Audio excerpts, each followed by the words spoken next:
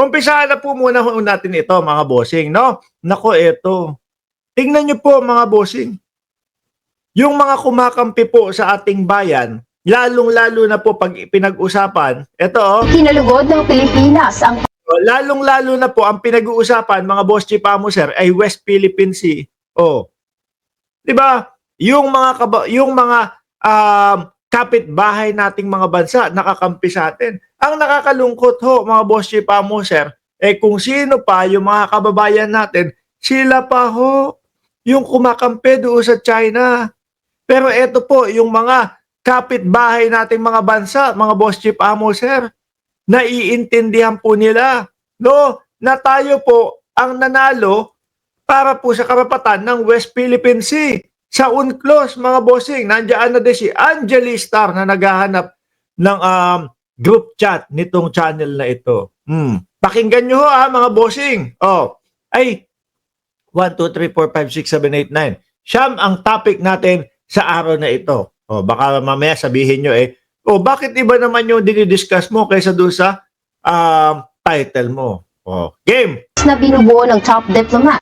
Ikinalugod ng Pilipinas ang pahayag ng Quad Nations na binubuo ng top diplomats mula US, Japan, Australia at India. Up! US, Japan, ano daw?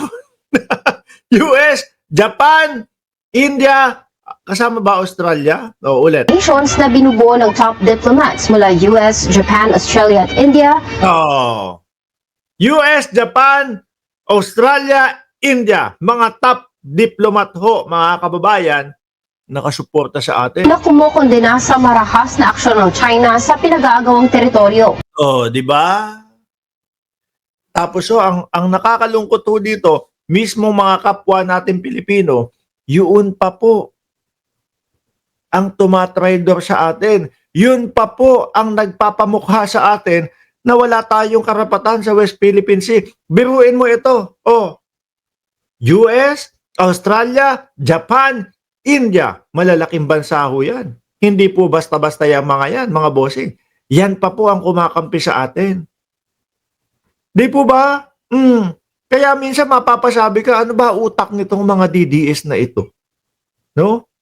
Or sadya lang talaga na merong nagpopondo at nagbabayad sa kanila upang sirain po at guluhin ang ating bayan. Upang doon sa nagbabayad, pumabor yung mga mangyayari po, lalong-lalo na dyan sa West Philippine Sea.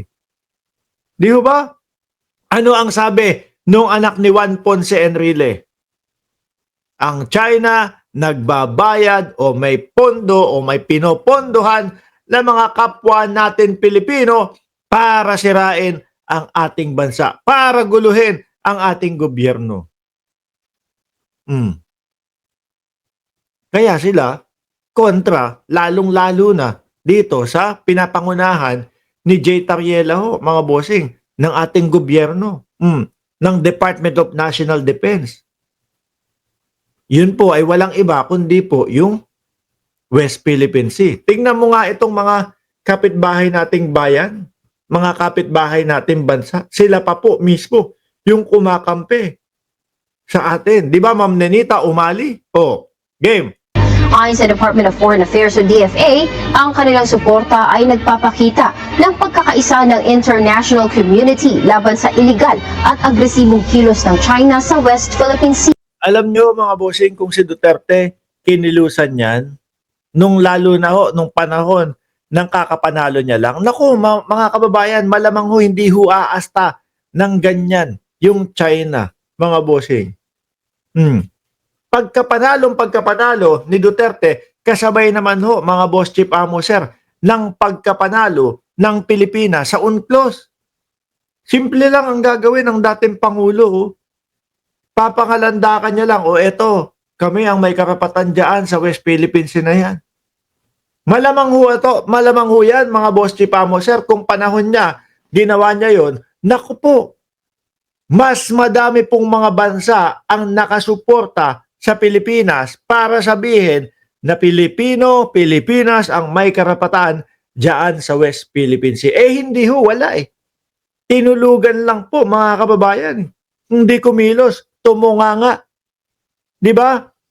na ano tayo, napalasakan tayo na ano sabi? Nako gusto nyo pumunta ako dyan sa West Philippine Sea nang naka-jet ski? Itatara ko ang bandila ng Pilipinas sakay ang jet ski. Nasaan ho yun? Wala.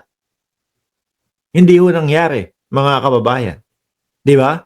Ginamit lang po para manalo sa eleksyon noong 2022. Sabi ni Ma'am Nenita Umali, may Pilipino na maka-China, wala silang pagmamahal sa bayan. Mga Duterte, pro-China. Sabi ni Chi, tarak niya sa ilong niya. Hindi ho, tingin ko nga yung jet ski binebenta na eh. Ang dahilan ho yata parehas nung dahilan doon sa pagbenta ng bahay. Ano po? Nang ibang bansa na yung may-ari. Tumira na sa ibang bansa. Nag-migrate na yung may-ari sa ibang bansa. Di ba? Tuloy. Ikinatuwa rin ng bansa ang pagsuporta ng Quad para sa 2016 arbitral ruling na pabor sa Pilipinas. Di ba? Tama ako? Hindi tayo nagpe-fake news? Kailan po nangyari yon? 2016. Saktong pagkakapanalo po ng dating Pangulong Duterte. No? At ang nanguna po dyan, mga kababayan, para isulong yan, yung naunang presidente bago si Digong. Si Noynoy Aquino ho, mga kababayan. Yung si Noynoy Aquino, kahit papaano, mariringgan natin. Kayo po ang boss ko. Kay Robin Padilla, iba no? Boss niya, si Duterte. Boss, kung sinabi lang nung boss ko na i-contempt ka, si General Torre, ikinontempt na kita Nakita nyo ho pagkakaiba nung mga ibang leader ng ating bansa? Di ba? Sila Noynoy Aquino, gusto iparamdam sa atin, kayo ang masusunod. Demokrasya itong bansa natin. Kay Robin Padilla, ang boss si Duterte. Di ba? Sabi ni Chi, animal talaga yan si Robin Food Padilla. Tuloy. Laban sa malawak na pag-angkin ng China. Tiniyak ng gobyerno na patuloy nitong ipagtatanggol ang rules-based order at paiiralin ang diplomasya para mapanatili ang kapayapaan sa Indo-Pacific.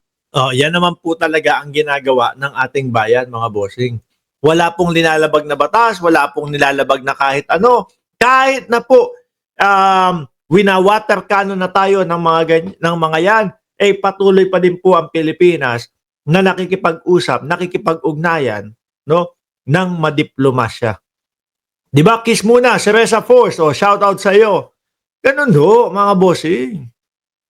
Ay, nako. Kaso, yung mga kapwa pa natin Pilipino, sila pa po mismo ang maglalaglag sa ating mga kababayan Sabi ni Marlon Ramos, kapatid ko yata to shout out, idol, MR, watching from Sultan Kudarat, Mindanao.